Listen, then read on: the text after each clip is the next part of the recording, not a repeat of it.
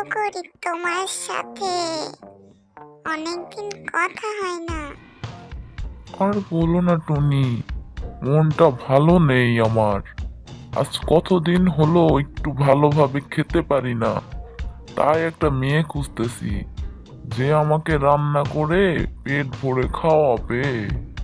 এই কথা শিয়াল পণ্ডিত, চিন্তার কোনোই কারণ নেই।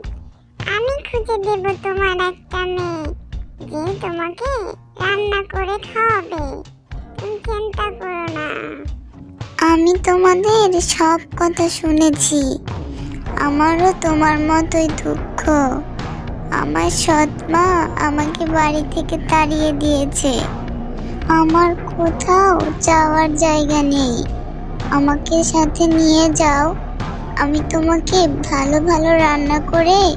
ঠিক আছে শিয়াল পণ্ডিত, নিয়ে চলো।